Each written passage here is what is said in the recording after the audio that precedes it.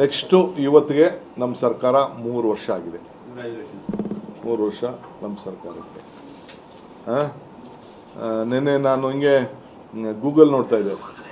ಗೂಗಲಲ್ಲಿ Oxford ಯೂನಿವರ್ಸಿಟಿಯವರು right hub ಅವರು ಒಂದು ರಿಸರ್ಚ್ ಮಾಡಿದ್ದಾರೆ.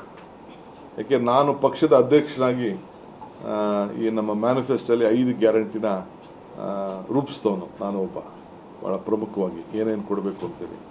ಸೊ ಅವ್ರು ಏನು ಹೇಳಿದ್ದಾರೆ, shining in the light in the darkness ಅಂತ ಅದಕ್ಕೆ ಒಂದು ಕೋಟ್ ಮಾಡಿದ್ದಾರೆ.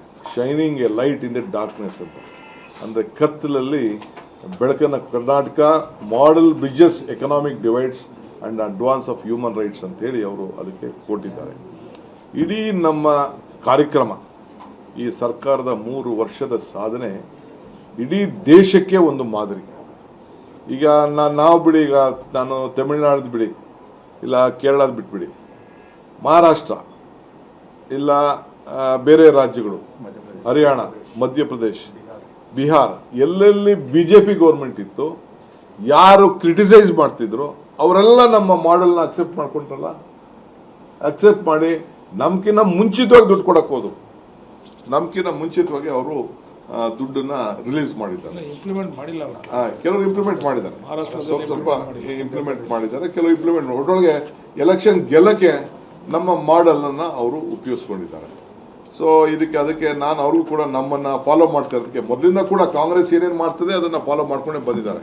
ಕಾಂಗ್ರೆಸ್ ಯಾವ್ದಾದ್ರು ಒಂದು ಸ್ಕೀಮ್ ತಂತು ಅಂದರೆ ಅವ್ರು ಯಾವ ಸ್ಕೀಮ್ ತರೋಕ್ಕಾಗಿಲ್ಲ, ನಮ್ಮ ಸ್ಕೀಮ್ನೆಲ್ಲ ಕೂಡ ಮಾಡಿದ್ದಾರೆ. ನಾವು ಪ್ರತಿ ಹಂತದಲ್ಲೂ ಕೂಡ ಇದನ್ನು ನಾವು ಜನರ ಪರವಾಗಿ ನಿಲ್ಲಂಥ ಒಂದು ತೀರ್ಮಾನಗಳನ್ನು ನಾವು ಮಾಡಿಕೊಂಡು ನಾವು ಬಂದಿದ್ದೇವೆ. ಸೊ ಇದಿದೆ. ಈಗಾಗಲೇ ತಮ್ಗೆ ಗೊತ್ತಿದೆ, ಈಗಾಗಲೇ ಬರೀ ಗ್ಯಾರಂಟಿ ಯೋಜನೆಯಲ್ಲಿ ನಾವು ಈಗಾಗಲೇ ಸುಮಾರು 1,34,00,000 ಕುಟುಂಬಗಳಿಗೆ ನಾವು ಸಹಾಯ ಮಾಡ್ತಾ ಇದ್ದೀವಿ.